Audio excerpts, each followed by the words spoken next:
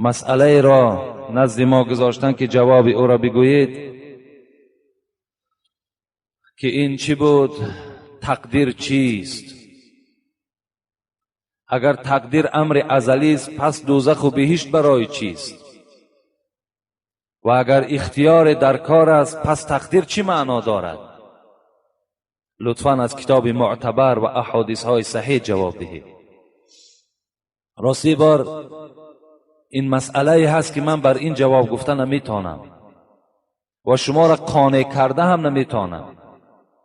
باب تقدیر این باب هست، این سؤال هست که از دوره های پیغمبر خدا این سؤال بود و در این جواب این تمام مفسرا و محدثا عاجز هستند، جواب گفتن نمیتونند. جوابی که شما را قانع کنند این جواب وجود ندارد. اگر شما این دادر عزیز در آیه اولی سوره تغابن نظر کند، از اونجا ممکن بعضی چیزها را برداشته گیرد که خداوند در قرآن میگوید در سوره تغابن هو الذی خلقکم فمنکم کافر و منکم مؤمنون. بین خداوند میگوید من بعضی از شما را کافر خلق میکنم، بعضی از شما را مؤمن خلق میکنم. در این آیه چی بحث های زیاد وجود دارد در تفسیرها. خوب میشد که همین جوان خودش به همین آیه کریمه در اول سوره تغابن نظر کند و شرحی امین خواند، باب تقدیر صحبت میکند. زیرا پیش پیغمبر خدا آمدن و در باب تقدیر بحث و مناظره کردند. رسول اکرم میگوید وقتی با این اصحابی که بحث تقدیر میکردن وقتی گوش انداخت و گفت خداوند شما را برای این فرستاد که در باب تقدیر بحث کنید، از این موضوع باز ایستاد گفتن رسول اکرم و میگوید چهره مبارک گویا که آب انار در بالای چهره مبارک پرتافته باشی، این گونه سرخ شد. میگوید یعنی نگذاشت که اصحاب پیغمبر در باب تقدیر بحث و مناظره کند، زیرا عقل انسان به این نمیرسد. سوالی هست، یعنی مادامی که انسان خداوند دوزخی کرده باشد یا بهشتی الکه در ازلیات نویسانده باشد، پس عمل برای او چی فایده دارد؟ این گونه سوال ها می شود.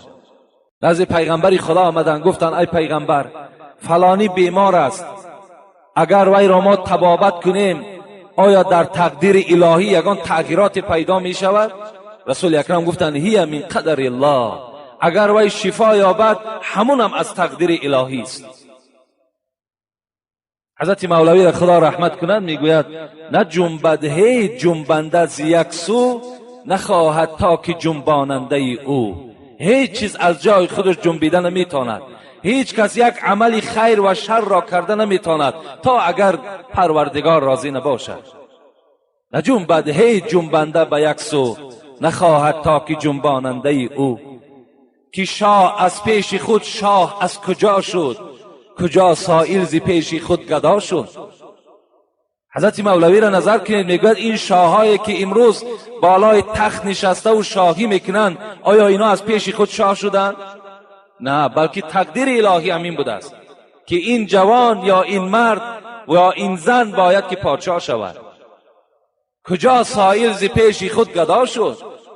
این گداهایی که نزد دروازه ما و شما میآیند آبی چشم میکنند، زاره میکنند برای 20 درم ما و شما، آیا اینها از پیش خود تلبنده شدن؟ نه، بلکه در تقدیر اینها هم تلبندگی را خدا کشیده بوده است.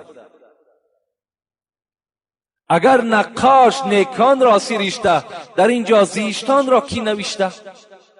اگر پروردگار امروز اهل شما اهل سعادت هستین، شما اهل نیکبختا هستین، شما را امروز خداوند نیکبخت در ازلیات تا نویسانده است، پس اینها انسان‌هایی که امروز گیروئین میکشند، امروز عرق نوشی میکنند، امروز مال یک برادر را میخورند، امروز زناکار هستند، امروز وجود خدا را انکار میکنند، اینها را کی آفرید؟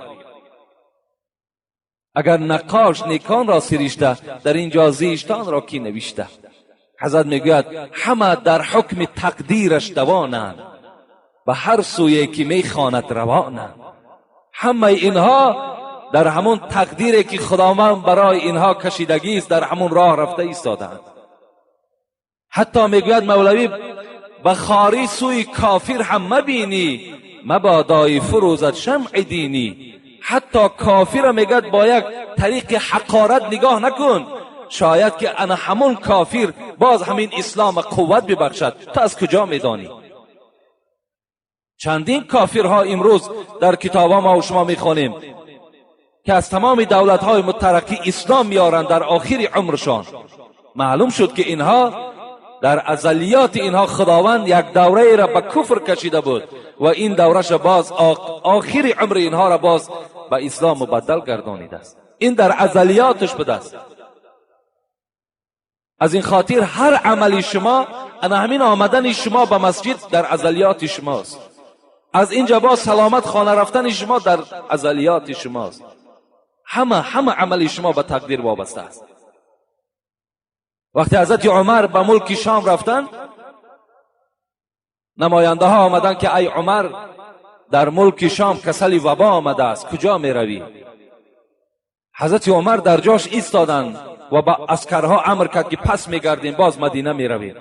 مردم گفتن ای عمر، می رویم به ملک شام، اگر در تقدیر ما باشد بیماری، بیمار می شویم، اگر در تقدیر ما نباشد بیمار نمی شویم. حضرت عمر چی گفتن؟ نفر من قدر الله الى قدر الله. می گریزیم از تقدیر خدا به سوی تقدیر خدا. انا همین گریختن من، ندر آمدن من به ملک شام، اینشان تقدیر الهی است. گفت